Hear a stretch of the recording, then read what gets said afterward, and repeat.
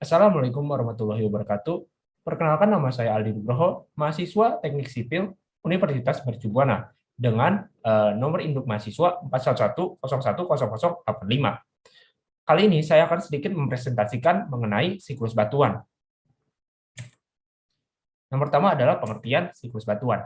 Siklus batuan merupakan suatu proses yang menggambarkan perubahan dari magma yang membeku akibat pengaruh cuaca hingga menjadi batuan beku, lalu sedimen, batuan sedimen, dan batuan metamorfik, dan akhirnya berubah lagi menjadi magma kembali.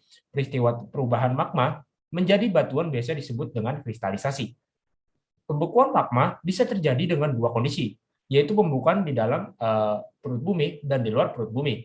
Banyak faktor yang dapat menyebabkan pembekuan pada magma. Salah satunya terjadi ketika letusan gunung berapi.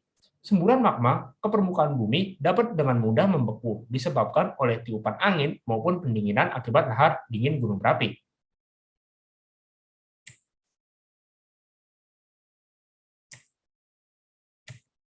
Di sini ada contoh gambar mengenai siklus batuan.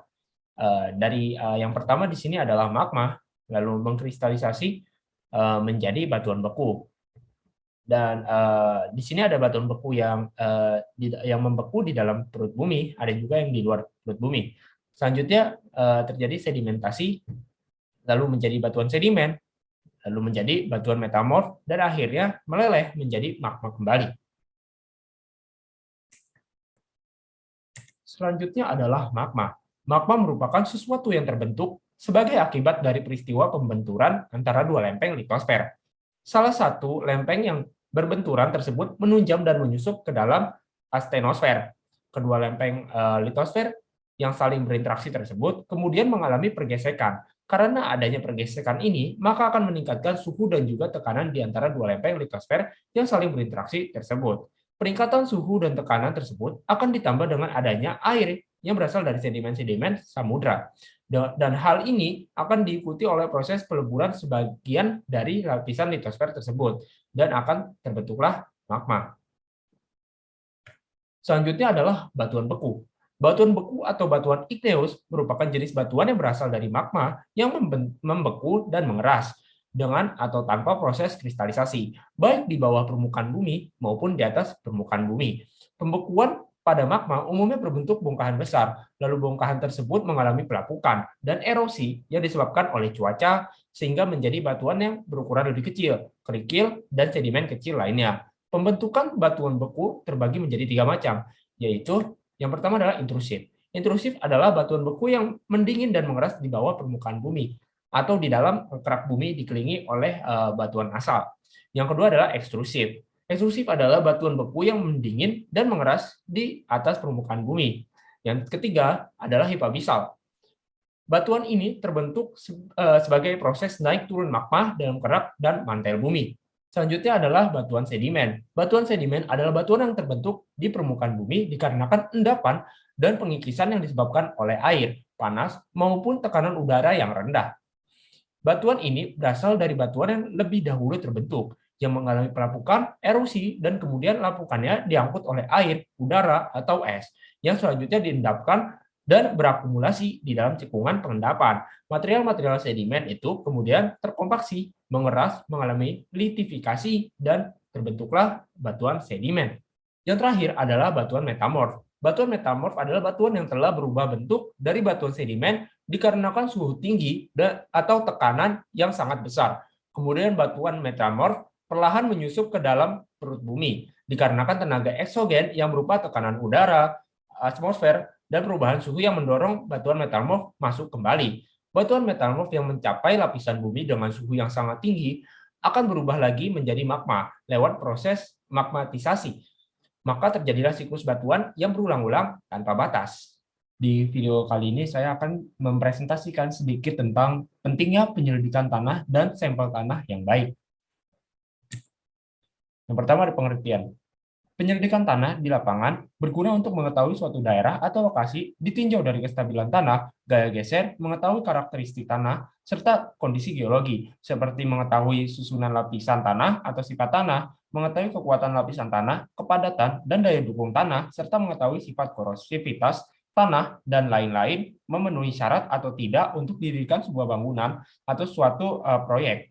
Sedangkan pengujian di laboratorium berguna untuk mengetahui sifat-sifat fisik dan mekanik tanah dari contoh-contoh yang diambil pada penyelidikan tanah.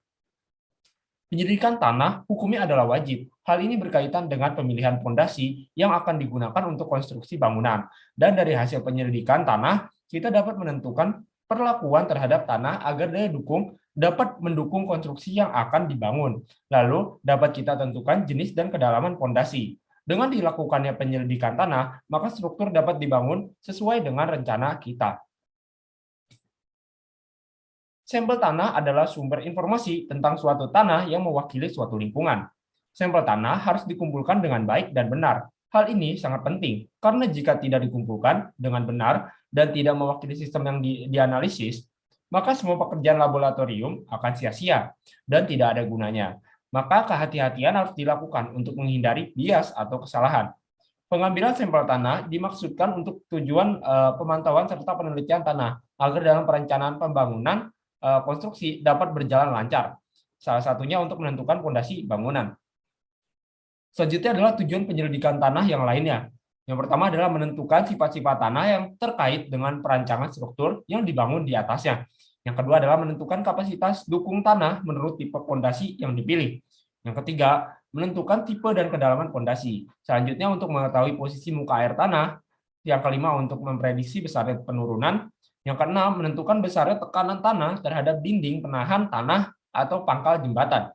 Yang ketujuh adalah menyelidiki keamanan suatu struktur bila penyelidikan dilakukan pada bangunan yang telah ada sebelumnya. Yang terakhir adalah pada proyek jalan raya dan irigasi, penyelidikan tanah berguna untuk menentukan letak-letak saluran, gorong-gorong, menentukan lokasi dan macam bahan timbunan. Penyelidikan tanah untuk perancangan fondasi terdiri dari beberapa tahap, yaitu yang pertama pengeboran atau penggalian lubang uji. Yang kedua adalah pengambilan contoh tanah setiap jarak 0,75 sampai 3 meter. Yang ketiga adalah pengujian contoh tanah di lapangan atau laboratorium. Yang keempat, analisis hasil uji tanah untuk perancangan kapasitas dukung. Selanjutnya adalah hasil pengeboran dicatat dalam suatu boring log yang berisi yang pertama adalah kedalaman lapisan tanah, yang kedua adalah evaluasi permukaan titik bor, lapisan tanah, dan muka air tanah. Yang ketiga adalah simbol dan jenis tanah secara grafis. Selanjutnya adalah deskripsi tanah. Yang kelima adalah posisi dan kedalaman pengambilan contoh. Sebutkan disturbed atau undisturbed. Yang terakhir adalah nama proyek, lokasi, tanggal, dan nama penanggung jawab pekerjaan pengeboran. Selanjutnya adalah pengujian yang sering digunakan. Selanjutnya adalah pengujian yang sering digunakan dalam perancangan fondasi adalah yang pertama pengujian dari pengamatan langsung, yang kedua adalah kadar air, yang ketiga adalah analisis butiran, yang keempat adalah batas Atterberg, yang kelima adalah trixial, tekan bebas, geser langsung. Selanjutnya adalah geser kipas. Selanjutnya konsolidasi, yang kedelapan adalah permeabilitas, yang kesembilan adalah analisa bahan kimia dan lain-lain. Oke, selanjutnya adalah mempresentasikan soal nomor 3. Oke, yang pertama di sini ada dua soal. Yang pertama adalah yang A, volume total suatu spesimen tanah adalah 80.000 mm3 dan beratnya adalah 145 gram. Sedangkan berat keringnya adalah 128 gram. Kepadatan butir tanah adalah 2,68 gram per cm3. Berdasarkan informasi tersebut, hitunglah yang pertama adalah kadar air, void rasio, porositas, derajat kejenuhan, kepadatan kering, dan yang terakhir adalah kepadatan jenuh. Oke, pertama di sini kita akan ke jawabannya dulu untuk yang A. Di sini kita diketahui dari soal, dapat diketahui adalah yang pertama volume total sebesar 80.000 mm3.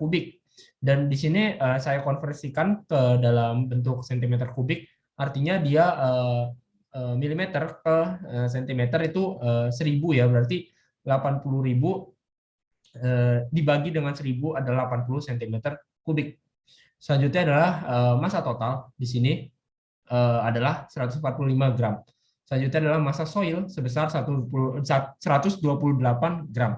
Selanjutnya adalah padatan butir tanah sebesar 2,68 gram per cm3. Oke, selanjutnya kita masuk langsung ke kadar air. Di sini kadar air dengan rumus utama adalah water content sama dengan MW per ms dikali 100%. Di sini mw adalah massa air per massa soil dikali 100%. Nah, karena di sini mw-nya kita belum diketahui, harus kita cari terlebih dahulu dengan rumus massa total sama dengan massa soil plus massa air di sini. 145 sama dengan 128 ditambah dengan massa air. Didapatkan 145 dikurang 128 sama dengan didapatkan 17 gram. Lalu kita langsung masukkan ke rumus utamanya, yaitu mw per ms, yaitu 17 per 128 dikali 100%. Didapatkan hasilnya adalah 13,3%. Selanjutnya adalah void ratio di sini. Dengan rumus utama VV per VS. Di sini void, volume void per volume soil. Di sini belum ada yang diketahui, maka kita harus cari terlebih dahulu dengan rumus padatan butir tanah sama dengan massa soil per volume soil. 2,68 sama dengan 128 dibagi VS. VS sama dengan didapatkan 47,8 cm3. Nah, untuk mencari VV-nya atau volume void, kita menggunakan rumus volume total sama dengan volume soil plus volume void. 80 sama dengan 47,8 ditambah dengan volume void. Volume void sama dengan 80 dikurang 47,8, hasilnya adalah 32,2 cm3. Maka tinggal kita masukin ke rumus utamanya, yaitu 32,2 dibagi dengan 47,8 sama dengan 0,67. Selanjutnya adalah porositas. Porositas rumus utamanya adalah VV per VT dikali 100%. Tadi VV-nya kita udah dapatkan di sini ya, 32,2 dan VT-nya sebesar 80 cm3. Maka di sini 32,2 dibagi 80 dikali 100%. Didapatkan hasil 40,25 derajat. Selanjutnya adalah derajat kejenuhan. Di sini dengan rumus utama VW per VV dikali dengan 100%. Nah, di sini VW atau volume water belum diketahui, maka harus kita cari terlebih dahulu. Untuk mencari volume air di sini, kita perlu raw atau raw water atau padatan air di sini, yaitu sebesar 100 kg per meter kubik. Ini sudah ketetapannya segini. Nah, di sini saya konversikan ke dalam gram per sentimeter kubik. Artinya gram ke kilogram itu 1000 ya. Artinya 1000 dibagi dengan 1000. Hasilnya adalah 1 gram per sentimeter pangkat 3 kubik di sini. Selanjutnya adalah PW. Masukkan rumus ini, yaitu PW sama dengan MW per VW. 1 sama dengan 17 per VW. Dapatnya adalah 17 cm3. Di sini kita masukin ke rumus utama, yaitu 17 per 32,2 dikali 100%. Didapatkan hasil 52,8%. Selanjutnya adalah padatan kering. Raw dry sama dengan MS per VT. Massa soil per volume total. Didapatkan 128 per 80, hasilnya adalah 1,6 gram per cm3. Selanjutnya adalah padatan jenuh. Sini padatan jenuh memiliki rumus MT per VT. Massa total per volume total. Ini sudah ada diketahui ya, 145 per 80. Hasilnya adalah 1,81 gram per cm3. Nah, kita lanjut ke yang B. Soal selanjutnya. Pada suatu pekerjaan penggalian dasar saluran diperoleh suatu sampel sand clay. Berat tanah basah adalah 15 kg. Volume lubang setelah diukur adalah 7,35 desimeter kubik. Sampel tersebut dikeringkan pada temperatur konstan 105 derajat Celcius. Berat sampel sebelum dikeringkan adalah 450 gram. Setelah dikeringkan adalah 385 gram. Berat jenis tanah sebesar 2,68 gram per cm3. Hitunglah yang pertama kepadatan basah, kadar air, kepadatan kering, derajat kejenuhan, porositas, dan yang terakhir adalah angka pori. Kita langsung ke soalnya, ke jawabannya. Dari soal tersebut kita dapat mengetahui yang pertama adalah massa tanah sebesar 450 gram. Selanjutnya adalah massa soil sebesar 385 gram. Selanjutnya adalah padatan butir tanah sebesar 2,68 gram per cm kubik. Terus kita dapat ketahui juga volumenya sebesar 7,35. Nah, kita konversikan ke cm, berarti di cm kubik ya, berarti dikali dengan 7.350 cm kubik. Dengan weight atau berat 15 kg, kita konversikan ke gram, yaitu dikali 1.000 juga, artinya 15.000 gram. Kita langsung ke rumus padatan basah. Sini rumus utamanya adalah rho basah sama dengan MW per VT. Nah, karena di sini untuk VT dan MW-nya juga itu belum diketahui, maka kita harus cari terlebih dahulu. Pertama, kita untuk mencari VT, kita memerlukan rho tanah. Rho tanah itu harus menggunakan rumus weight per volume. Weight-nya adalah 15.000 dibagi dengan 7.350. Didapatkan hasil 2,4 gram per cm kubik. Lalu kita masukkan ke rumus ini, rho tanah sama dengan massa total per volume total. 2,04 sama dengan 450 per volume total. Didapatkan 20,6 cm kubik. Selanjutnya untuk mencari MW, menggunakan rumus MT sama dengan MS plus MW. 450 sama dengan 385 ditambah massa air sama dengan 450, ini pindah ruas ya, dikurang 385 sama dengan 65 gram. Langsung kita masukkan ke rumus utama, yaitu MW per VT. Dapatkan 65 per 220,6, hasilnya 0,29 gram per cm. Ini kubik, cm kubik. Selanjutnya adalah kadar air atau water content ya di sini. Water content dengan rumus utama adalah MW per MS dikali 100%. Massa air per massa soil. 65 di sini MW udah kita ketemui dari sini ya, 65. Dan MS sudah ada diketahui. 65 per 385 dikali 100%. Water content hasilnya adalah 16,88%. Selanjutnya adalah kepadatan kering. Sini raw dry kita menggunakan rumus MS per VT, massa soil per volume total, yaitu 385 per 220,6, hasilnya adalah 1,74 gram per cm kubik. Derajat kejenuhan ini kita rumus utamanya adalah ini MW per rho W sama dengan MW per VW. Ini ketetapan ya yang tadi sudah saya jelaskan. Dapatkan 1 sama dengan 65 per volume air. Dapatkan 65 cm kubik. Porositas. Di sini porositas rumus utamanya adalah VV per VT dikali 100%. Untuk mencari, kita belum menemukan untuk VV-nya. Nah, untuk mencari VV kita harus mencari VS atau volume soil. Nah, volume soil ini belum diketahui, maka kita cari dulu dari sini. Di sini adalah GS sama dengan MS massa soil per volume soil. 2,68 ditambah 385 per volume soil. Didapatkan 143,66 cm kubik.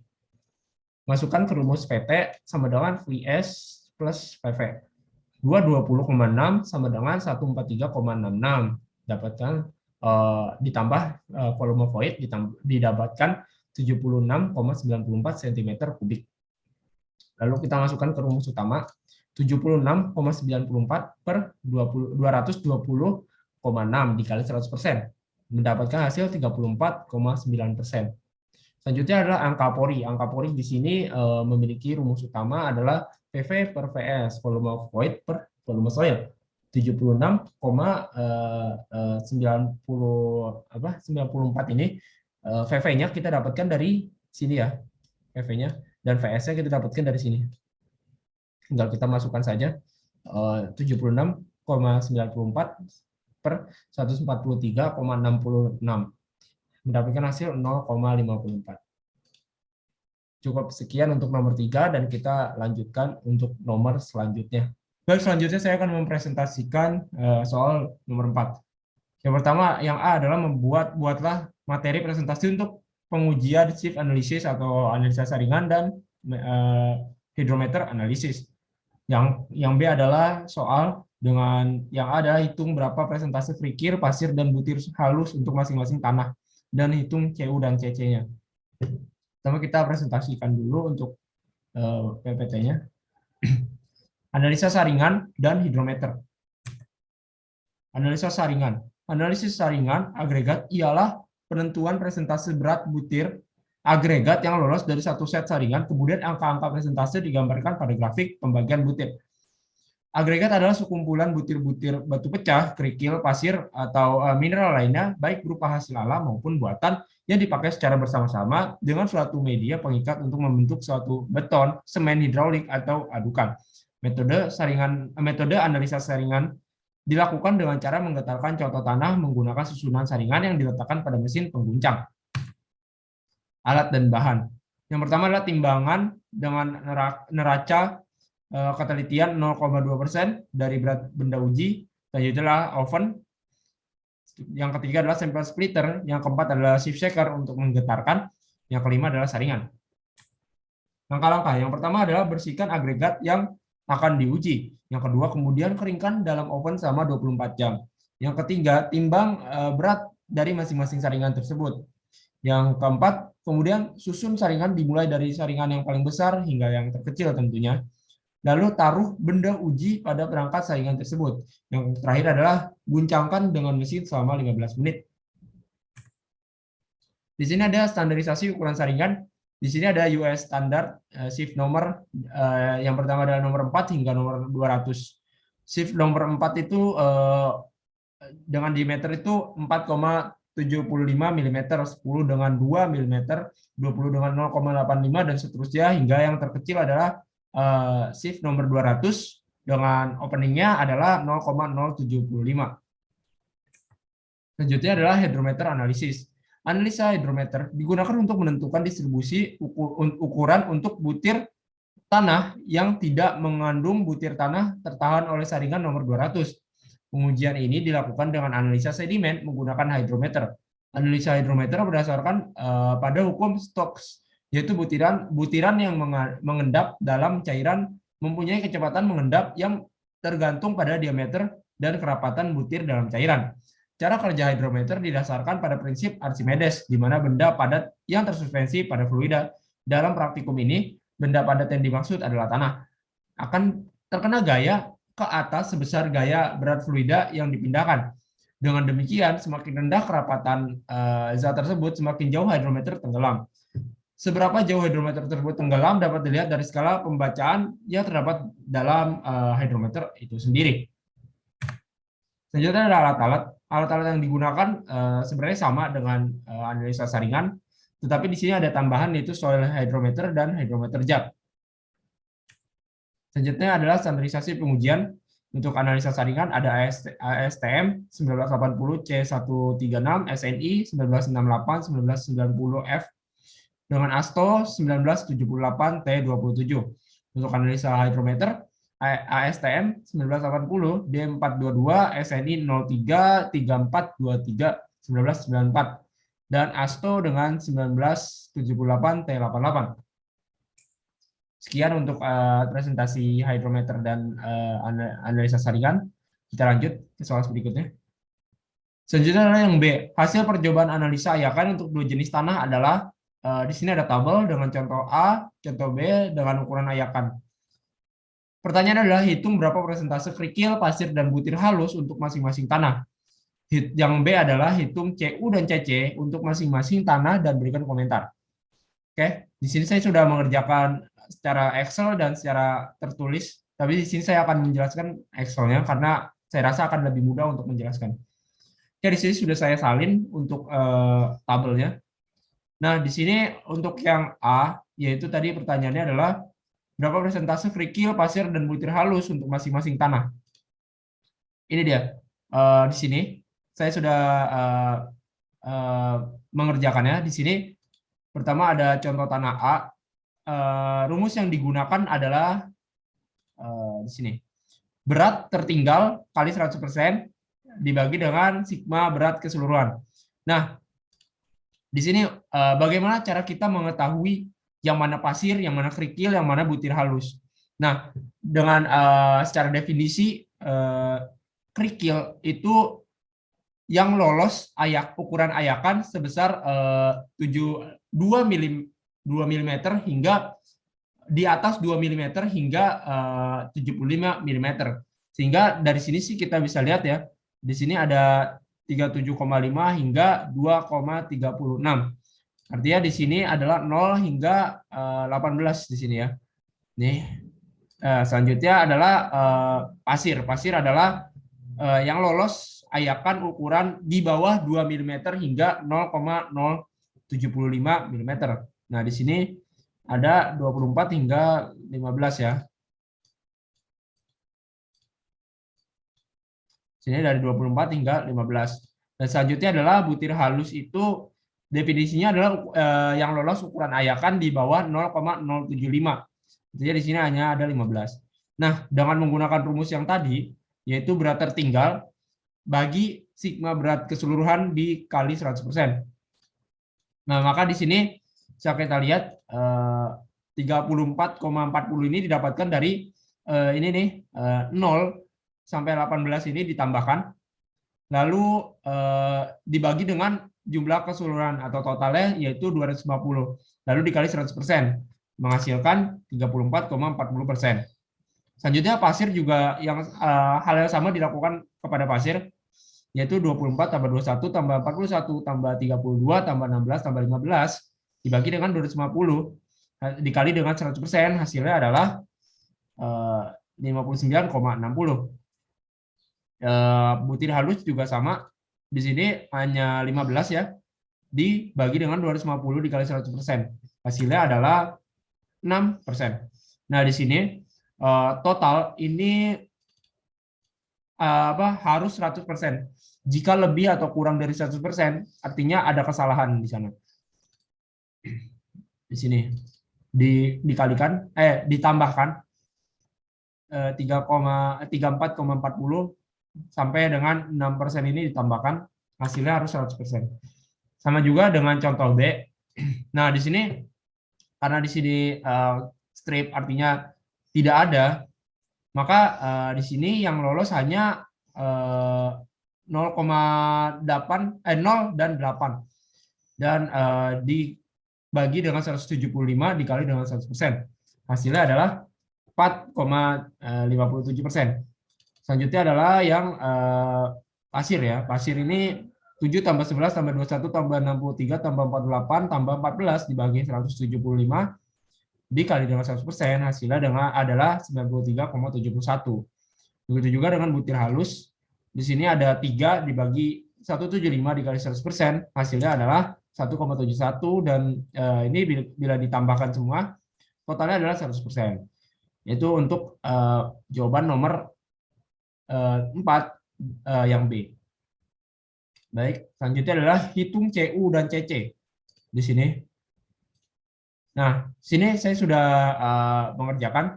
Nah, untuk mengerjakan CU dan CC ini kita perlu membuat sebuah kurva atau sebuah grafik. Dan di sini, tapi saya tidak akan menjelaskan cara membuat kurva dan grafik ini karena memang dalam pembuatannya ini sudah ada di YouTube, jadi tidak perlu saya jelaskan kembali. Saya akan menjelaskan cara mengerjakannya saja. Nah, di sini ada D10, D30, D40, D60. Di sini rumus yang kita gunakan adalah untuk mencari CU D60 dibagi dengan D10. Untuk mencari CC adalah D30 dipangkat 2 dibagi D10 dikali dengan D60. Nah, bagaimana kita bisa mendapatkan D10, D30, dan D60? Di sini adalah contoh A ya. Kita dapat 0,13 di sini. 0,13 gitu ya. Nah, itu didapatkan dari sini. Nah, ini di sini ada 0,1. 0,1 dan karena kita mencari D10, artinya ini garisnya di sini ya. D10. Nah, di sini yang tepat mengenai garis biru adalah di antara 0,1 dan 0,2. Ini 0,2, ini titik garis 0,2. Dan di sini bisa kita perkirakan bahwa yang mengenai garis adalah 0,13. 0,13. Jadi kita masukkan saja di D10 ini 0,13. Selanjutnya adalah D30, sama halnya. Di sini 0,3, D30 di sini. Nah, di sini yang kena D30 adalah nomor tepat di 0,3 ya di sini. Berarti kita masukkan di sini 0,3. Begitu juga dengan D60. D60 di sini kita cari D60. Nah, ini di antara 1 dan 2 ya. Antara 1 dan 2. Karena ini lebih condong ke arah 2, artinya kita lebihkan ke arah 2 gitu maksudnya. Jadi hasilnya kita masukkan aja, kita perkirakan 1,7 seperti itu. Selanjutnya kita lanjut ke contoh tanah B di sini. Contoh tanah B di sini ada D10. D10 kita lihat D10-nya di sini ya 0,1. Tapi karena dia di sini di antara 0,1 dan 0,2, maka kita bisa lihat bahwa ini lebih condong ke arah 0,2. Artinya kita perkirakan saja yang kena adalah 0,16 di sini ya. Selanjutnya adalah D30. D30 ini sepertinya oke di sini. Nah, ini D30. Nah, ini persis mengenai D30 ya, garis biru ini. Artinya ada di 0,2. Ini 0,1, ini 0,2. Artinya kita tulis di sini 0,2. Selanjutnya D60 di sini. Sini ada 0,2 berarti sini condong ke 0,3 ya. Ya, kita bisa tuliskan aja 0,26 atau 0,27 sekitar segitu. Nah, sudah didapatkan data D10, D30, D60 untuk contoh tanah A dan contoh tanah B. Nah, cara mengerjakannya untuk mencari CU di sini rumusnya sudah kita tahu tadi, D10, D60 per D10 untuk mencari CU. Atas ini sudah ada, kita dapatkan. Di sini ada 1,7 dibagi dengan 0,13. Hasilnya adalah 13,8. Dari sini untuk contoh tanah B, sama halnya 0,26 dibagi dengan 0,16. Hasilnya adalah 1,63. Nah, untuk CC di sini kita menggunakan rumus D30 pangkat 2 dibagi D10 dikali dengan D60. Sini 0,3 pangkat 2 dibagi dengan 0,13 dikali 1,7. Kita dapat hasilnya adalah 0,41. Sama halnya sini 0,2 pangkat 2 dibagi dengan 0,16 dikali 0,26. Hasilnya adalah 0,96. Seperti itu untuk nomor 4. Baik, cukup sekian untuk nomor 4. Kita lanjut ke nomor selanjutnya. Kali ini saya akan mempresentasikan untuk nomor 5. Di sini ada dua soal. Yang pertama adalah berikan penjelasan apa yang dimaksud dengan LL, PL, SL, PI, serta LI dalam batas-batas Atterberg, dan apa fungsi dalam mekanika tanah. Nomor 2 adalah hasil-hasil batas-batas Atterberg pada suatu contoh tanah memberikan hasil seperti pada tabel berikut ini. Nah, ini ada cabangnya lagi. Baik, saya akan mempresentasikan yang nomor 1 terlebih dahulu. Batas-batas Atterberg mekanika tanah 1. Atterberg limit. Apabila tanah berbutir halus mengandung mineral lempung, maka tanah tersebut dapat diremas-remas tanpa menimbulkan retakan. Sifat kohesif ini disebabkan karena adanya air yang meresap di sekeliling permukaan dan partikel lempung Atterberg. Mengembangkan suatu metode untuk menjelaskan sifat konsistensi tanah berbutir halus pada kadar air yang bervariasi. Bila mana kadar air sangat tinggi, campuran tanah dan air akan menjadi sangat lembek, seperti cairan. Oleh karena itu, atas dasar air yang dikandung tanah dapat dipisahkan ke dalam 4 keadaan, yaitu padat, semi padat, elastis, dan cair, seperti yang ditunjukkan pada gambar berikut. Nah, di sini batas cair itu ada di antara plastis dan cair. semakin kadar air bertambah itu semakin cair gitu ya. Nah, di sini ada batas plastis, itu ada di antara plastis dan semi padat atau semi solid. Selanjutnya adalah padat dengan semi padat itu ada di antara batas susut itu ada di antara batas antara solid dan juga semi padat. Oke, batas cair. Batas cair LL atau liquid limit adalah keadaan di mana kadar air tanah pada kondisi tanah mulai berubah dari keadaan plastis menjadi cair atau sebaliknya, yaitu batas antara keadaan cair dan keadaan plastis atau juga batas atas dari daerah plastis. Pada kedudukan ini, butiran menyebar dan berkurangnya kadar air berakibat berkurangnya volume tanah. Batas cair biasanya ditentukan dari uji Casagrande. Kemudian dihubungkan kadar air dan jumlah pukulan yang didapatkan dari hasil pengujian menggunakan alat Casagrande. Digambarkan dalam grafik semi logaritmik untuk menentukan kadar air pada 25 kali pukulan. Oke, selanjutnya adalah batas plastis. Plastis limit atau PL adalah kadar air pada batas kedudukan antara plastis dan semi padat.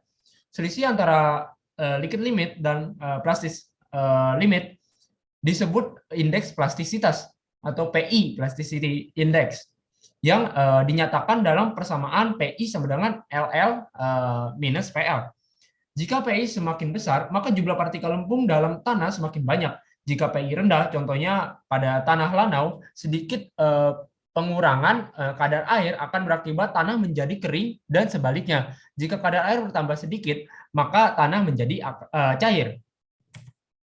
Batas susut, shrinkage limit atau SL, atau batas susut ya, merupakan batas kadar air yang didefinisikan pada derajat kejenuhan 100%, di mana untuk nilai-nilai di bawahnya tidak akan terdapat perubahan volume tanah apabila dikeringkan terus.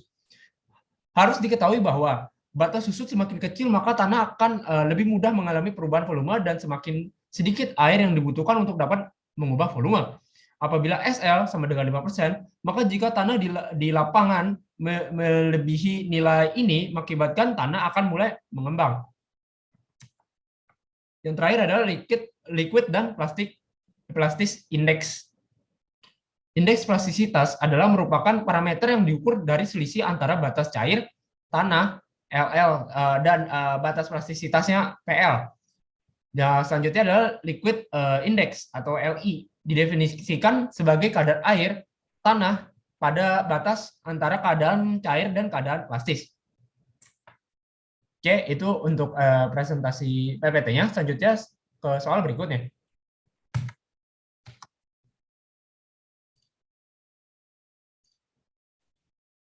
Oke, untuk soal berikutnya adalah hasil-hasil batas atur pada suatu contoh tanah memberikan hasil seperti pada tabel berikut ini. Dengan uji batas cair massa dalam gram dengan data demikian, dan batas plastis dalam massa gram dengan data demikian. Nah, pertanyaannya adalah tentukan batas cair tanah tersebut. Yang B adalah menentukan batas plastis dari tanah tersebut. Selanjutnya adalah berapakah indeks plastisitas tanah tersebut. Dan yang terakhir adalah jika kadar air natural untuk tanah tersebut di lapangan sebesar 27%, tentukan harga LI tanah tersebut dan prediksikan keadaan tanah tersebut di lapangan. Oke, sini saya sudah memindahkan datanya ke dalam Excel ya. Nah, di sini ini untuk yang A dulu ya. Di sini tadi A itu pertanyaannya adalah tentukan batas cair tanah tersebut. Nah, di sini ya. Kita bisa lihat di sini untuk mencari batas cair itu harus dicari massa kering, massa air, kadar air, batas cair. Nah, untuk mencari massa kering, kita bisa lihat di sini. Untuk massa kering sendiri, kita menggunakan rumus massa kering total dikurang dengan massa cawan. Massa kering total dikurang massa cawan ya di sini. Nah, di sini dapatkan 1,68, 1,43, 7,3, 6,14 dan seterusnya. Nah, selanjutnya adalah massa air. Nah, massa air di sini tuh rumusnya adalah massa berat total dikurang dengan massa kering total, sehingga menghasilkan untuk ini apa namanya? Baris pertama atau A1A adalah 0,56. Untuk 1B 0,48, selanjutnya 2,34, 1,97, dan seterusnya. Nah, untuk mencari kadar air di sini, kadar air rumusnya adalah jumlah ketukan dibagi massa kering dikali dengan 100%. Nah, ini didapatkan jumlah sekian dari perhitungan data di atas. Selanjutnya untuk mencari batas cair. Batas cair itu rumusnya adalah jumlah ketukan dibagi dengan 25 dan dipangkatkan tan beta. Tan beta ini tergantung kondisi ya, tapi di sini saya menggunakan secara umum adalah 0,121. Selanjutnya dikali dengan 100%.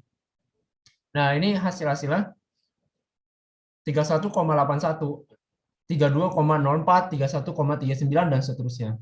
Nah, di sini batas cair rata-rata. Nah, ini batas cair rata-rata ini ditambah nih batas cair semuanya, ini ada totalnya ada 10, ditambah semua dibagi 10, dan ini hasilnya seperti itu. Ini hasilnya untuk yang A ya. Selanjutnya adalah yang B. Di sini datanya sudah saya pindahkan juga. Ada nomor cawan A, B, C, D dengan data massa basah total, massa kering total, massa cawan. Nah, ini ada pengujian 1 dan pengujian 2. Oke, di sini saya sudah menjawab. Nah, di sini ada massa air. Massa air di sini rumusnya adalah massa basah total dikurang massa kering total. Bisa kita lihat di sini. Nah, didapatkan untuk pengujian 1 massa air ini 0,38, terus yang B-nya ada 0,41, di pengujian 2 ini C-nya ya 0,42, dan yang D-nya adalah 0,39. Selanjutnya adalah massa kering. Massa kering di sini rumusnya adalah massa kering total dikurang dengan massa cawan. Nah, di sini untuk A dapat 1,88, untuk B-nya 2,05. Selanjutnya untuk yang C 2,05 juga, dan yang terakhir adalah 1,92. Di sini selanjutnya adalah kadar air. Kita cari kadar air. Kadar air rumusnya adalah massa air dibagi dengan massa kering. Nah, ini kita dapatkan untuk A 20,21. Untuk B-nya 20,00 atau 20% ya. Selanjutnya adalah 20,49, 20,31. Nah, selanjutnya adalah batas plastis ya. Ini batas plastis nih, yang batas plastis adalah yang ditanyakan tadi ya. Sini caranya adalah ditambah semua untuk kadar airnya, lalu dibagi 4, hasilnya 20,25. Ini hasil untuk batas plastisnya. Selanjutnya adalah untuk yang menjawab yang C. Untuk yang C pertanyaannya berapakah indeks plastisitas? Berarti PI ya, yang ditanya adalah PI-nya. PI di sini rumusnya adalah liquid limit dikurang dengan plastis limit. Nah, di sini kita bisa lihat indeks plastisitas batas cair rata-rata dan batas plastis di sini dikurang ya maksudnya. Nih, ini dikurang dengan ini. Hasilnya adalah 11, berapa? 11,36. Sini bisa kita lihat. Nah, yang terakhir adalah kita mencari LI-nya dengan data water content sebesar 27%. Rumusnya adalah ini berarti water content ini apa namanya? Untuk mencari LI ya, liquid index, yaitu rumusnya water content dikurang batas plastis dibagi dengan indeks plastisitas. Hasilnya 0,59. Nah, ya, itu cukup sekian untuk nomor 5. Kita lanjut ke nomor selanjutnya. Oke, sekarang kita lanjut untuk nomor 6 di sini. Di sini saya memiliki 2 tabel untuk klasifikasi tanah menurut ASTO dan menurut USCS. Nah, oke, kita ada 3 sampel di sini, langsung aja kita review sedikit. Di sini ada sampel 1, 2, dan 3. Di sini di grafiknya juga ada ya, 1, 2, dan 3. Nah, kita lihat di sini gravel. Gravel itu definisinya adalah yang tertahan di nomor 4. Sementara pasir itu apa istilahnya tertahan di 200. Dan thinner adalah yang lolos 200. Sehingga kita lihat di sini gravel karena dia sampel 1 ya. tidak ada yang tertahan di nomor 4 sehingga dia 0%. Dari sini kita langsung ke Finner aja dulu, lihat. Finner di sini yang lolos nih kurang dari 10%. Ya kita asumsikan sekitar apa namanya? Ada gimana ya? Di sini tuh ada lolos sedikit nomor 200 sekitar 2%, kita asumsikannya 2% gitu. Jadi sehingga 100 dikurang 2% adalah 98. Nah, untuk cari D10 ini ada di sini ya. Ini D10 di sini. Artinya dia kurang dari 0,1, artinya dia kita asumsikan 0,09. Dengan D30 yaitu 0,1 ada di sini dan 60-nya ada di sini. 0,1 juga. Selanjutnya kita cari CU dan CC-nya. Sini CU dengan rumus D60 dibagi dengan D10. Hasilnya adalah 1,11 ya. Dan C adalah rumusnya D30 dipangkat 2 dibagi dengan D10 kali dengan D60. Hasilnya adalah 1,11. Nah, sini kita masuk ke klasifikasi dengan ASTO, A3, dan USIS dengan SP. Kita lihat dulu A3 ini kita dapat dari mana.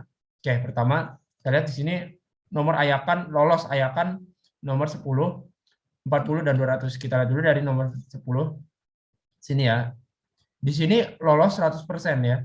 Untuk nomor 10 lolos 100%.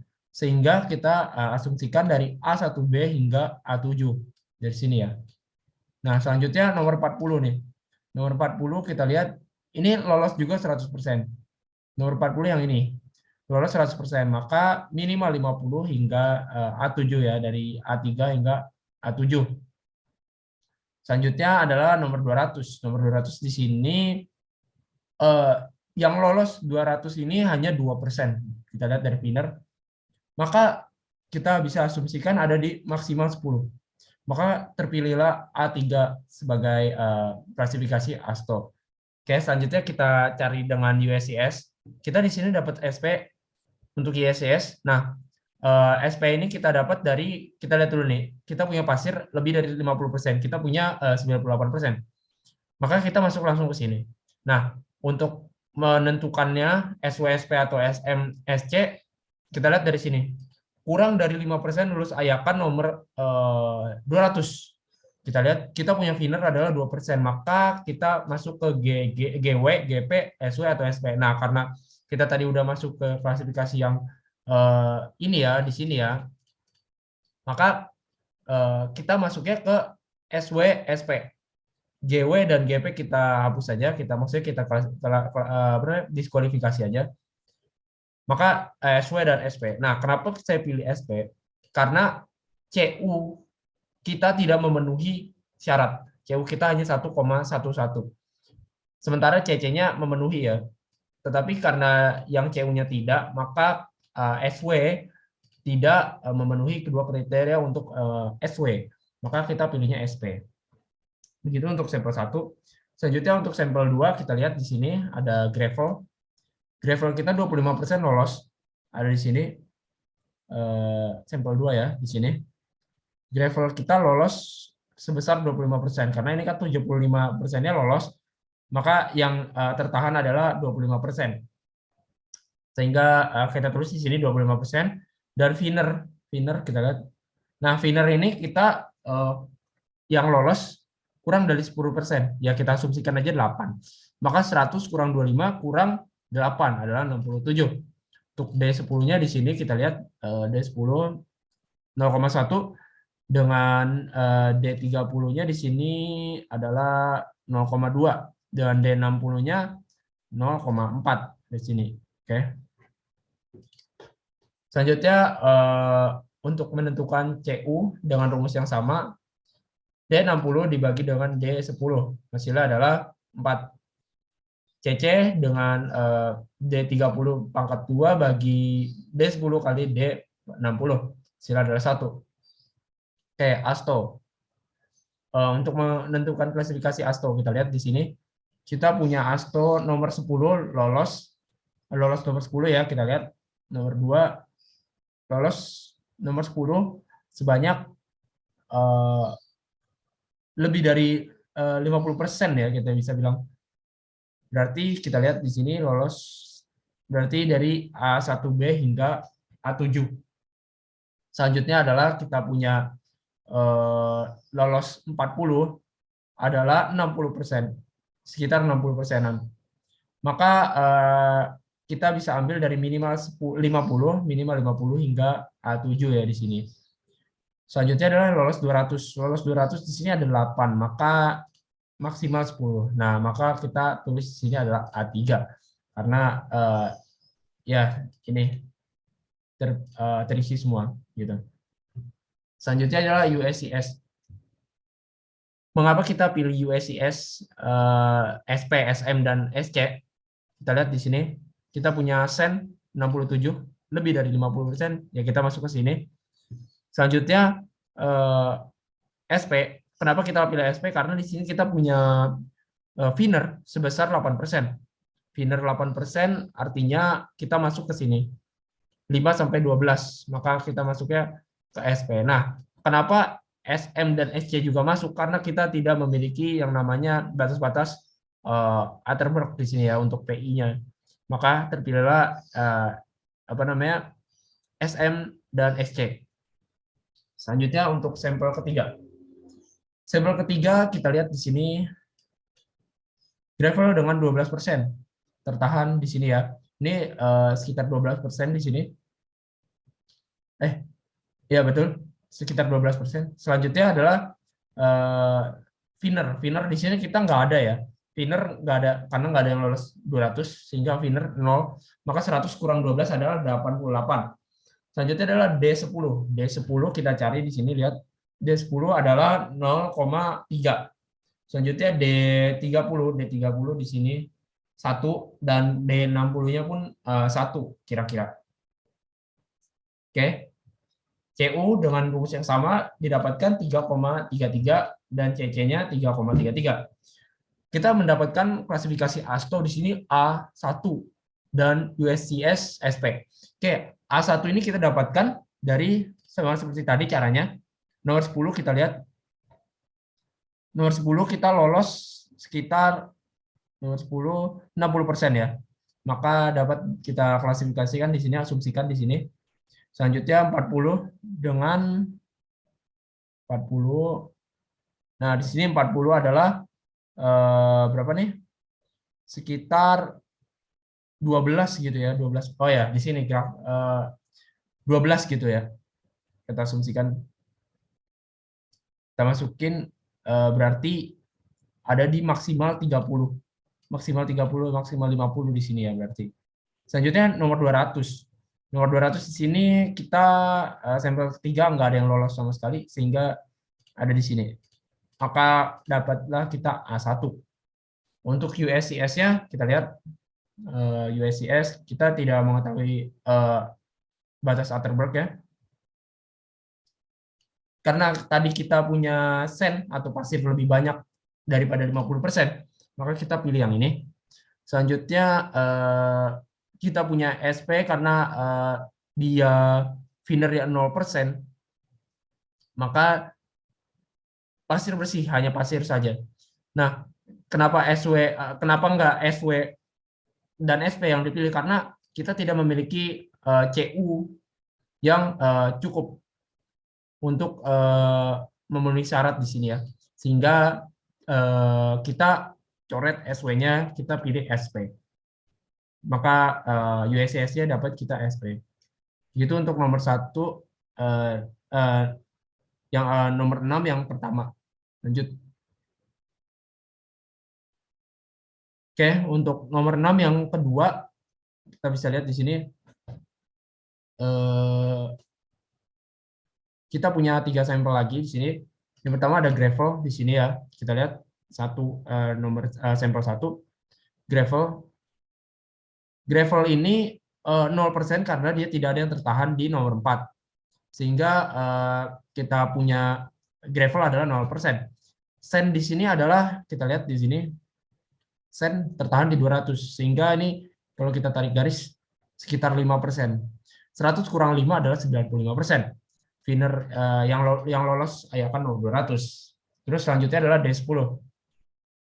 D10 adalah 0 karena tidak ada yang kena ya di sini. Selanjutnya D30 juga 0. Dengan D60 di sini, D60 adalah 0,002. CU kita 0 karena D60 dibagi dengan D10 adalah 0. Dan C-nya pun dengan rumus dengan rumus D30 pangkat 2 bagi 10 kali D60 hasilnya adalah 0. Oke, kita dapatkan klasifikasi di sini adalah ASTO A75 dan USIS MH atau OH. Dapat dari mana A75? Di sini kita lihat kita mulai dari liquid limitnya 95 dengan PI-nya 39, kita lihat liquid limit 95 berarti minimal 41, minimal 41, dan tadi berapa? PI-nya 39 berarti minimal 11 ya. Berarti ada di sini.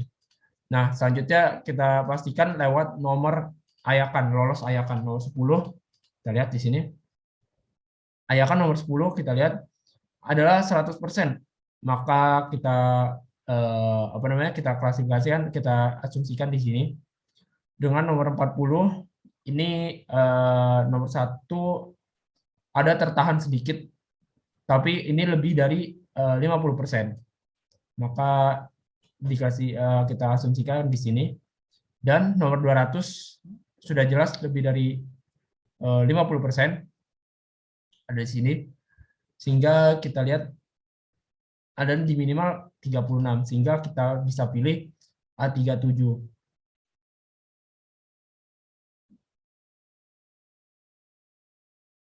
Dan selanjutnya untuk sampel kedua.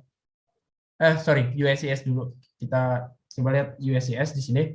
Cara menentukan USIS di sini adalah kita lihat kita punya liquid limit dan PI. Liquid limitnya adalah 95 dan PI-nya 39. Kita lihat di sini kita menggunakan yang ini ya.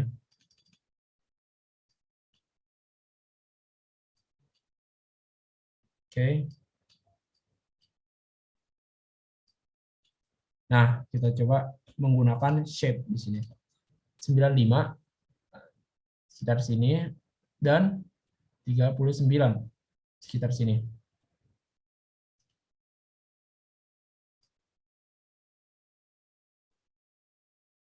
Oke, kita bisa lihat di sini bahwa OH dan MH ada tercakup di dalamnya gitu. Oke. Maka dapatlah MH-OH. Selanjutnya adalah sampel 2. Sampel 2 ini punya gravel 0 juga karena tidak ada yang tertahan di 04 di nomor 4 dan sen dengan 22%. Di sini sen 22% karena ini kan ini kurang dari 80. Sehingga kita asumsikan aja ini 78. Makanya 22 dengan thinner 78. Oke, selanjutnya untuk D10 adalah 0. D10 di sini 0 ya, karena nggak ada yang kena ya. Dan D30-nya adalah sampel 2 di sini, D30. Nah, ini 0,007. Selanjutnya D60 adalah 0,03 di sini ya.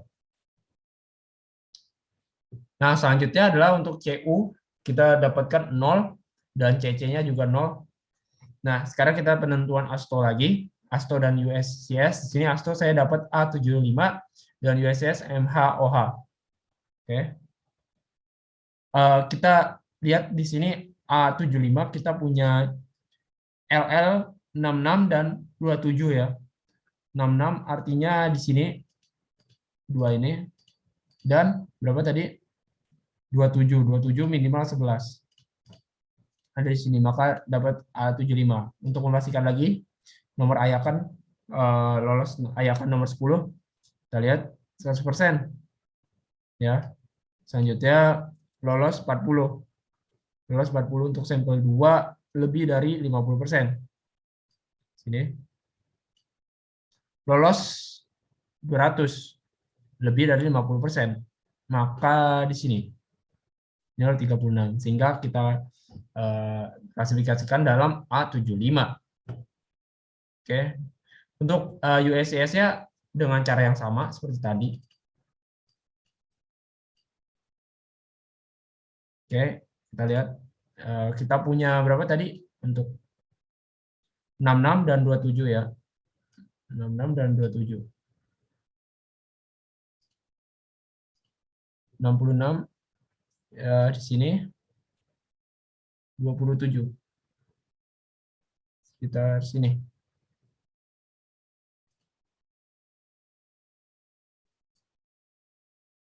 Oke, MHOH lagi sama seperti tadi. Maka sudah kita dapatkan USIS-nya adalah MHOH. Selanjutnya yang terakhir adalah sampel ketiga dengan level 0% karena tidak ada yang tertahan nomor 4 sen sebesar 10%. Sen 10% ada di sini ya. Mana? Ini dia. Nih, di sini kira-kira 10% ada di 90. Maka findernya otomatis adalah 90%. D10 adalah 0, D30 adalah 0, D60 kita lihat di sini D60 ini adalah 0,02 dengan CU 0 dan CC juga 0. Selanjutnya adalah klasifikasi untuk ASTO dan USIS A75 dan USIS-nya MHOH. A75 ini kita dapatkan sama seperti tadi dengan LL53 dan PI19 LL53. Karena di sini PI-nya berapa? PI-nya 19, PI-nya di sini. Dengan lolos ayakan nomor 10, lolos ayakan nomor 10. Nah, ini 100% ya. 100%. Nomor 40-nya kita lihat. Nomor 40 ya 100%. Nomor 40 100% di sini ya. Dan 200 dengan sekitar berapa nih? Sekitar ya pokoknya lebih dari 50%, berarti ada di sini. Artinya kita klasifikasikan dengan A75. Untuk MHOH sama seperti tadi, kita punya LL53 19 53 19. 53 19. Di sini kita insert 53 19 53 sekitar sini ya. Di sini.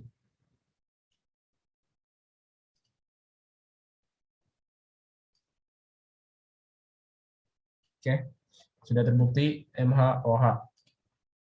Maka kita klasifikasikan sebagai MHOH. Oke, lanjut ke 63. Oke, kita lanjutkan untuk 6.3 di sini. Kita lihat sampel 1 dengan gravel 8%. Sini kelihatan 8% di sini. Dan pinnernya adalah ini kurang dari 40, jadi sekitar 39, maka 100 kurang 8 kurang 39 adalah 53. Dengan D adalah 0, D30 di sini kita lihat D30 di sini adalah 0,03, D60-nya 0,1 di sini. Oke. Selanjutnya adalah CU. Ini adalah 0 dan CC-nya juga 0. Kita lihat untuk klasifikasi ASTO dan USIS di sini. Di sini ada ASTO, kita lihat di sini ya. Ayakan nomor 10 lolos, ayakan nomor 10. Ini jelas lebih dari 50%. Maka di sini selanjutnya adalah 40. Ini juga masih lebih dari 50%. Maka dari sini ke sini. Selanjutnya ayakan nomor 200. Kita lihat adalah sekitar 39 ya di sini ya. Maka minimal adalah 36. Selanjutnya kita lihat mereka punya liquid limit sebesar 23 dan PI-nya 10. 23 dan 10 maksimal 40 dan PI-nya adalah 10. Nah, di sini.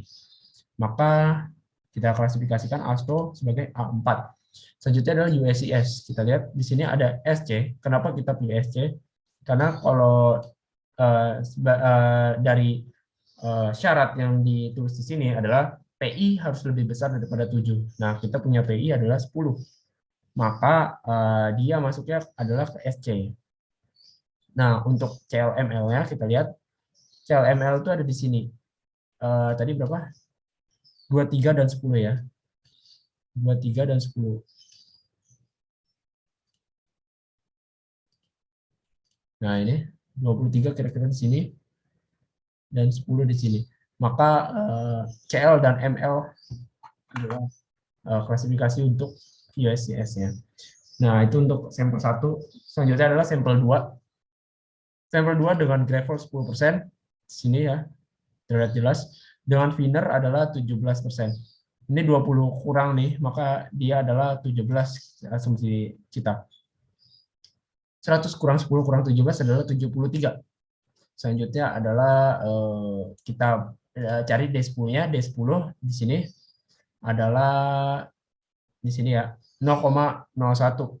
0,01 dengan D30-nya adalah 0,1 di sini. Dan D60 0,2 di sini. Oke, dengan CU dengan rumus D60 dibagi dengan D10 hasil ada 20. CC adalah 30 pangkat 2, D30 pangkat 2 dibagi dengan 10 kali dengan 60, D60. Maka hasil adalah 5. Oke, kita lihat untuk klasifikasinya. Di sini ASTO-nya kita lihat. Ayakan nomor 10. Ayakan nomor 10 di sini mana nih? Nah, ini ya. Lolos 10, maka ini udah jelas lebih dari 50. Lolos 40, kita lihat sama, ini masih lebih dari 50, maka di sini. Nah, untuk 200-nya ini adalah 17. Nah, 17 itu tempatnya sekitar harusnya di sini. Hanya saja kita tetap bisa menggunakan yang di sini ya, karena ini juga minus kurang dari 36 gitu. Nah, karena kita punya di sini ada liquid limit untuk sampel 2-nya, ada liquid limit dan plastic index, indeks plastisitas ya. Kita punya di sini 23. 23 berarti di sini ya bisa. Kita bisa pakai di sini. Dan kita punya 8, maksimal 10. Oke, itu untuk sampel 1 dan sampel 2 di 6,3. Selanjutnya kita lanjut ke 6.4. Ada 3 sampel di sini. Dengan sampel 1 adalah gravel 15%. Kita lihat. 1 gravel ini ya 1 ya. Ya, sini sekitar 15%. Seperti itu. Selanjutnya adalah thinner. Thinner di sini kita lihat.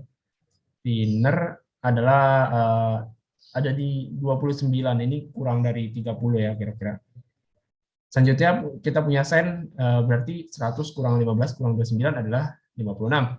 Dengan D10 adalah 0,004. Di sini, mana? Nih. Dan D30 dengan 0,07. Di sini. Selanjutnya adalah D60 dengan 1. D60-nya di sini. Ya, kira-kira 1 di sini. Dan kita lihat CU-nya, kita punya 250 dari rumus seperti biasanya adalah D60 dibagi dengan D10. Dan CC-nya kita punya 1,225. Oke. Selanjutnya kita ke klasifikasi di sini ada ASTO. Kita punya ASTO di sini, kita lihat ya. Nomor 10. Ayakan nomor 10, jelas ini lebih dari 50%, sehingga kita lihat di sini. Selanjutnya kita punya 40, ini juga masih bisa lebih dari 50% ya, atau bahkan ini hanya 50%, tapi bisa kita klasifikasikan di sini. Selanjutnya adalah 200 di sini. Ini adalah 30 ya, 29 lah ya. Di sini, mana? Ini dia. Berarti ini ya, maksimal 35 ya. Selanjutnya kita lihat dia nggak punya liquid limit dan PI, maka ya kita masukkan A2 di sini. USCS, oke. USCS di sini kita punya SM SC. SM SC. Kenapa SM SC? Begini. Jadi kita lihat dari ini ya, sand di sini kan lebih dari tanah berbutir kasar lebih dari 50% tertahan. Ayakan 200 ya. Selanjutnya kita punya batas apa namanya? SM SC itu dari sini. Kita punya si thinner ini kan 29%. maka dia lebih dari 12%. Nah, kenapa SMSC? Karena kenapa nggak GMGC gitu? Karena kita tadi udah klasifikasikannya ke sini kan, maka SM dan SC gitu. Itu untuk sampel 1.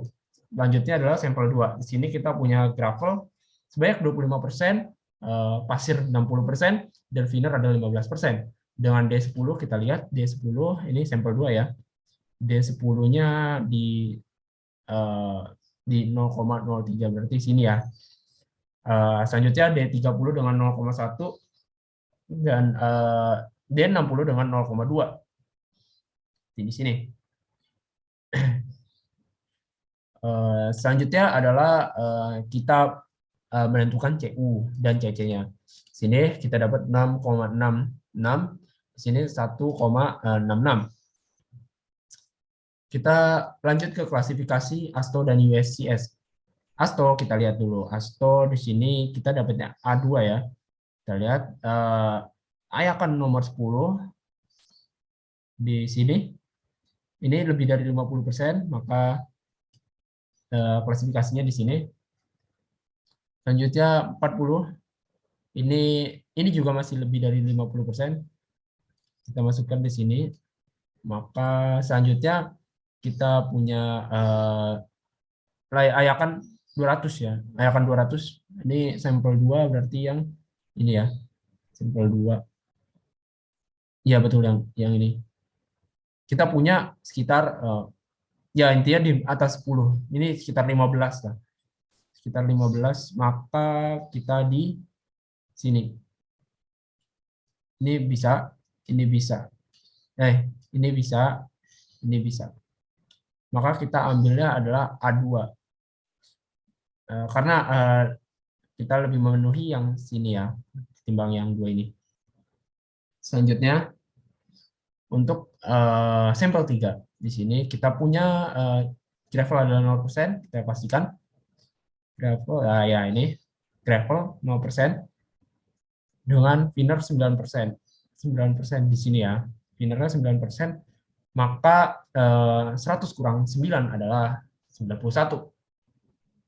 Dengan D10 adalah 0,08, D30 0,1, dan D60 dengan 0,1. Oke. Dengan CU, dengan rumus seperti tadi ya, adalah 1,25, CC 1,25 juga. Oke. Selanjutnya adalah klasifikasi untuk ASTO dan USCS. ASTO dan USCS ini kita lihat dulu ASTO dulu ya. Dari ASTO, ayakan nomor 10. Kita lihat di sini, nomor 3 ya. 100% lolos. Kita lihat. Oke. Nomor 40. Nomor 40 ini jauh lebih dari 50% lolos. Selanjutnya dengan 200. 200 ini sekitar berapa ini ya? Sekitar 24, maka masih di bawah itu 9 ya kalau nggak salah. Maka kita pakainya ini. Maka kita dapatkan A24. Bisa A24, bisa A25, bisa A26, bisa A27. Hanya saja kita mengetahui di sini LL dengan 22 dan PI adalah 5. LL 22. Kita lihat di sini maksimal 40. Bisa ini, bisa ini. Tapi di sini kita punya PI 5, maka hanya di sini. Oke, maka kita dapatkan A24 gitu.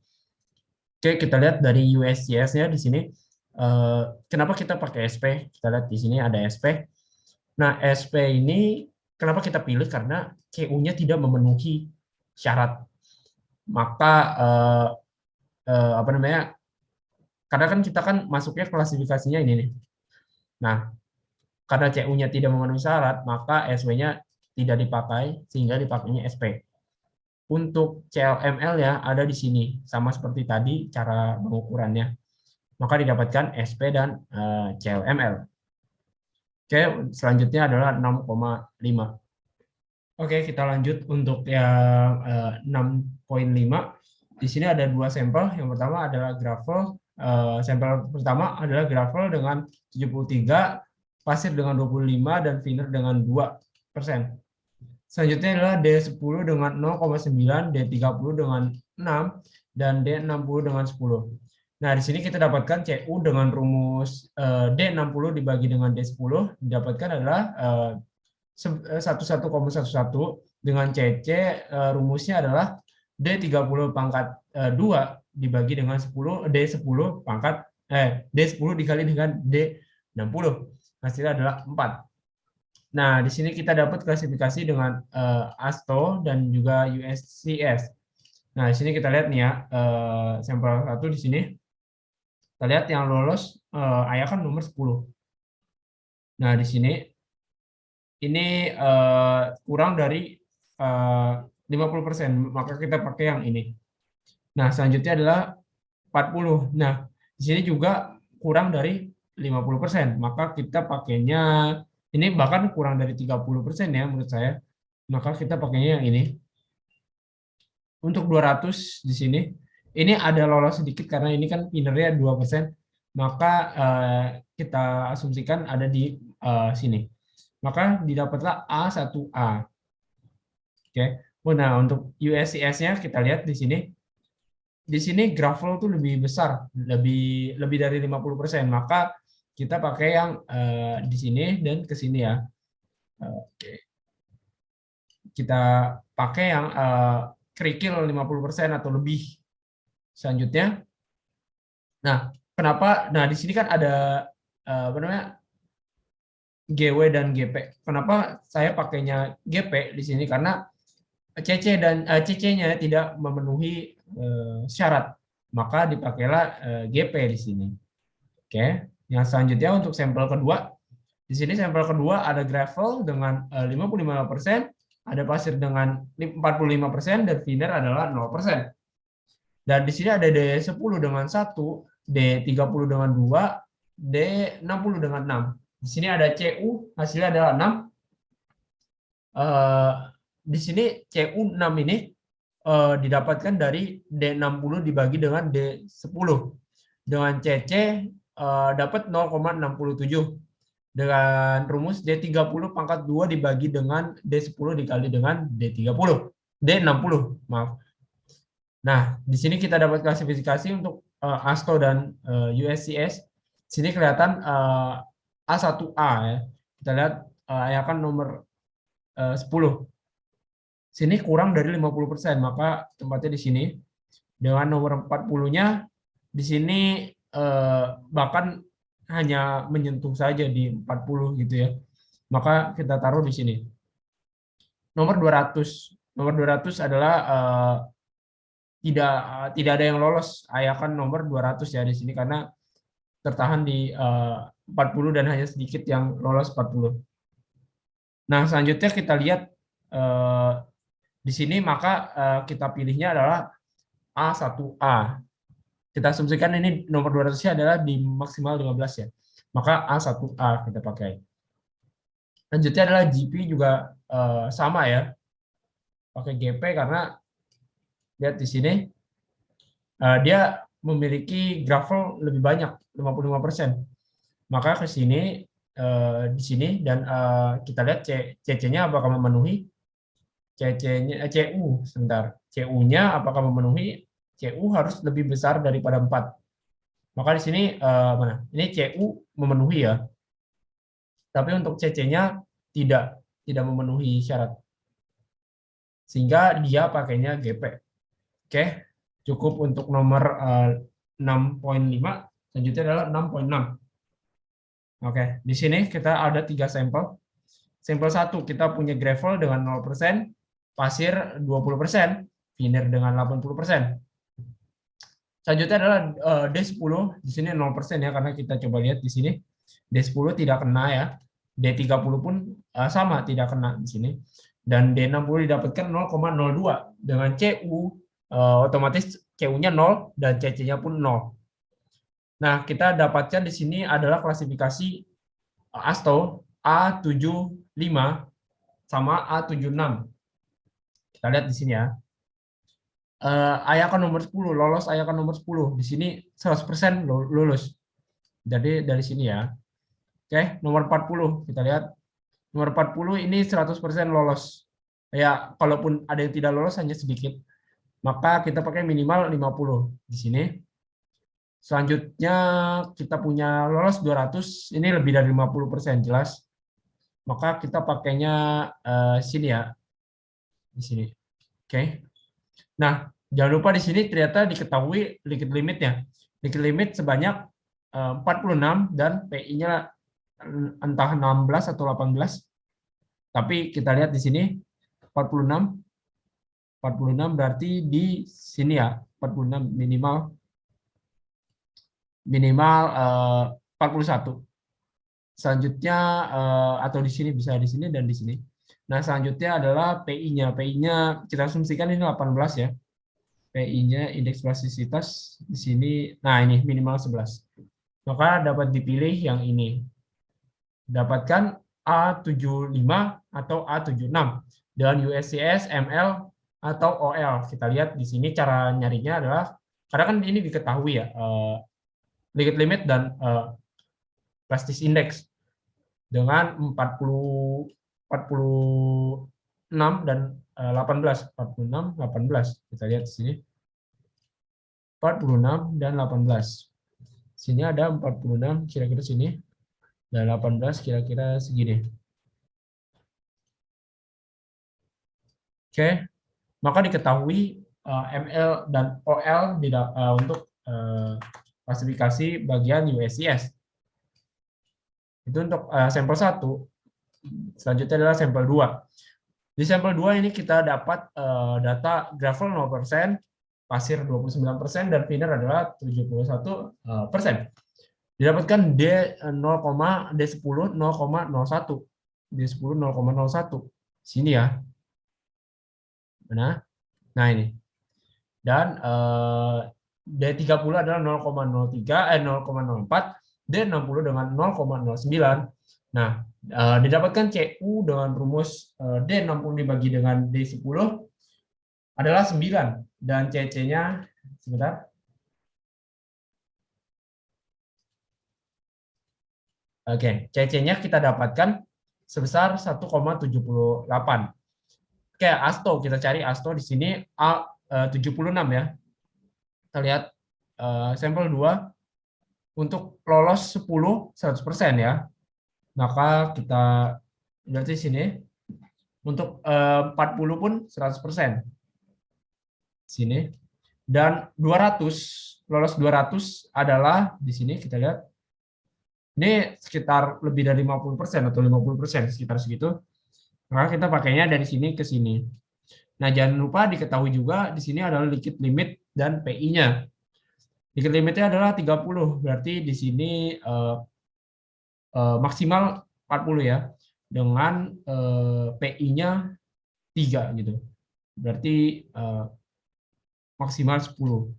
Tapi di sini karena kita pakainya yang di sini, maka kita pakainya A76. 76 gitu maksud saya. Nah, ML dan OR ini juga ML dan OL ini didapatkannya juga sama caranya seperti tadi. Selanjutnya kita langsung ke sampel 3 saja. Di sini sampel 3 didapatkan gravel sebanyak 5%, pasir 41%, thinner dengan 54%. Selanjutnya D10 dengan 0,006, D30 dengan 0,02, D60 dengan 0,1, dan CU didapatkan sebesar 16,67 dan CC-nya didapatkan 0,67. Selanjutnya kita lihat klasifikasinya di sini ASTO A76. Sini kita lihat nah ini sampel 3 ya, berarti ke sini. Nah, sampel 3 ini lolos ayakan 10 itu lebih dari 50% jelas. Maka di sini selanjutnya 40% lebih dari 50% juga. Selanjutnya 200 ini kurang lebih di 50% juga.